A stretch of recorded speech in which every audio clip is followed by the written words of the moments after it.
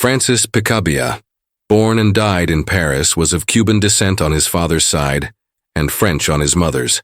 He spent his life changing residences, friendships, ideas, and styles, fighting for a cause only to later fight against it in favor of a novelty he would soon abandon. Anarchist by atavism and temperament, he was a prolific and subversive artist, mocking everything and himself. He enjoyed denigrating ideas, institutions, and men, a skeptic to the point of dogmatism, passionate for liberty to the point of libertarianism. He cared less about building a career than about causing a scandal. PICABIA truly marked his era as an artist, and even more so as an individual. A former student of the École des Beaux-Arts, he painted distinctly impressionist pictures until 1908. Afterwards, his compositions came under the influence of Cubism.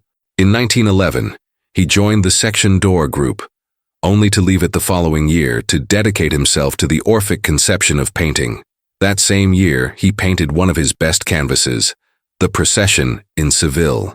In 1915, in New York, he connected with Marcel Duchamp, and together they laid the foundations of the Dadaist insurrection. He went to Barcelona in 1916, where he founded the magazine 391, which he animated with his characteristic verve and acerbity. The magazine was published irregularly until 1924, first in Barcelona, then in New York, Zurich, and finally in Paris. In 1918, he joined the Dada group in Switzerland. Back in Montparnasse, he served as a living link between the German Dadaists of Zurich and the French Dadaists. It was from this moment, as Ribamont de Saigne observed, that Dada was truly born. He took part in the resounding demonstrations that scandalized the Parisian public and composed the famous ironic machines, which were equivalent to a manifesto and a challenge, baroque, extravagant, and absurd. Such were the means he employed to destroy traditional dogmas, accredited laws and formulas, and the established order, and he did so in a spirit of almost tragic mystification. Assis sur un bobo, dated February 5, 1920, is the title of one of the pamphlets by Unique Eunuch. In 1921, he had a falling out with his old friends and followed André Breton when he created the Surrealist movement. For the Ballet Suédois, he created the sets and costumes for the Ballet Relâche. He exhibited with Miro, André Masson, Max Ernst, and Dali. He abruptly turned his back on the Surrealists to return to figurative art in 1930. The Rosenberg Gallery presented a retrospective of his works. He retired during the war to the Côte d'Azur, where he condescended to paint academic nudes for a clientele from Algeria. In 1945, he returned to abstract painting, which he had been one of the first to practice since 1909. These comings and goings, these turnabouts reveal a curious but unstable individuality, enthusiastic but negating. Pushing his investigations in all directions, he engaged in contradictory research and entirely gratuitous provocations, cultivating, not without humor, a rhetoric of the absurd, more as a poet than as a painter. Nevertheless, his gifts as a painter are indisputable, and even his demands did not lead him to denigrate his own works on several occasions. But the taste for the spectacular, the desire to arouse admiration, never left him for a moment, even into old age. In 1949, under the denomination of Surrealist paintings, he exhibited purely abstract compositions that he titled Will Never Sell, Upside Down, and I Don't Want to Paint Anymore. He was then 70 years old and was as aggressive and spontaneous as any student. The fact is that young people surrounded him, marveling at the disinterest, independence, and casualness he demonstrated. If, however, he exerted any influence, it was as an animator and inspirer. Besides, he never desired any other title of glory. Max Ernst created his first frottage in 1921, but only developed the idea around 1925. The frottage process is based on intensifying the irritability of the mind's faculties through appropriate means that exclude any conscious mental control, whether of reason, taste, or morality.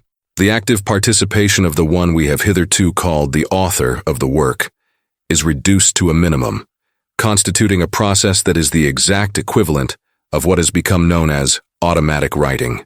Becoming obsessed with the cracks in some floorboards, he decided to examine the symbolism of this obsession, and, to inform my meditative and hallucinatory powers, I obtained a series of drawings from the floorboards by dropping sheets of paper on them at random, which I then rubbed with black lead. This technique was not unknown, but in Ernst's hands the drawings emerged gradually, thanks to a series of suggestions and mutations that occurred spontaneously. The character of the material studied, wood, assumes the appearance of incredibly clear images whose nature might be able to reveal the first cause of the obsession. Ernst began to include other materials such as burlap, leaves, and string, whose transformation in the final frottage, now constituted as a harmonious and balanced composition, sometimes makes the original material unrecognizable. Ernst adapted this technique to oil painting by scratching a canvas previously covered with pigments when it was placed at an angle, allowing, in his words, the painting to travel with 7-league boots to poles opposite to Renoir's 3 apples, Manet's 4 asparagus spears, Derain's little chocolate women, and the cubist's pack of cigarettes, opening up for it a field of vision limited only by the mind's capacity for irritability. Needless to say, this constituted a great blow to art critics, who were terrified to see the author's importance reduced to a minimum and the concept of talent abolished. Ernst's Forest and Dove of 1927 uses this grattage technique to reconstruct an evocative image of the forests that had haunted him since his childhood in Brühl, near Cologne, when he used to accompany his father to the forest to paint. In 1921-22, Max Ernst produced a series of paintings, including Elephant Syllabes, Oedipus Rex, and Pietà or Revolution by Night, strongly influenced by de Chirico, both in their structure and in the intensity of the white light and the choice of images. Their meaning remains obscure. If they are dream images, it is necessary to remember Freud's reservation when invited to collaborate on a surrealist anthology of dreams. The mere compilation of dreams, without the dreamer's associations and without knowledge of the circumstances in which they occurred, tells me absolutely nothing, and I find it very difficult to believe it could tell anyone anything. Considering psychoanalysis even in the absence of the conditions required by Freud, we can still suggest, in Oedipus Rex, referring to Ernst's frequent and ambiguous references to his father, that the Oedipus legend, according to the Freudian interpretation known to the artist, held a particular significance for him. He had been blinded, and the references to eyes are strongly underlined in this painting by the balloon seen in the background, which is a paraphrase of Odilon Redon's "The eye, like a strange balloon, moves towards infinity." Ernst shared with the surrealists a taste for exotic and primitive art. In Elephant Syllabes, the elephant itself is based on a photograph of an African grain silo, transformed by Ernst's imagination into a grotesque animal that has a bull's head, reminiscent of African masks, hanging from its tube-like trunk. One of his most extraordinary works is The Robbing of the Bride, where the female figure appears dressed only in a magnificent cape inspired by Breton's description, a splendid and convulsive mantle made of the infinite repetition of the small red feathers of a rare bird used by Hawaiian tribal chiefs. Expelled by this primitive, all-powerful, youthful figure, appears a shrunken little creature, a grotesque parody of the old hermaphrodite Tiresias from Greek mythology. Ernst also created a series of sculptures, mainly when he lived in Arizona after the Second World War. These were directly inspired by the arts of Africa and Oceania. Breton himself owned a superb collection of primitive sculptures, objects, and masks. Wilfredo Lam, the Cuban painter who joined the Surrealists in 1938, painted a series of pictures that are poetic evocations of the voodoo masks and totemic objects that were familiar to him. In objects like these, the Surrealists identified a direct vision of reality, an escape from the stereotyped and rationalist hierarchies of Western thought, and above all, the element of the marvelous, the only thing that represented true beauty for them. Among the most disturbing works of Surrealism are Ernst's series of collage novels, The 100 Headless Woman of 1929 and A Week of Kindness of 1934, composed almost entirely of old engravings.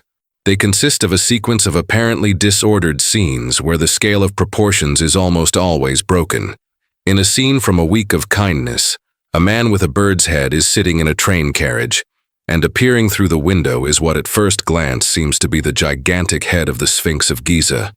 There is a kind of action in the effect of these collages.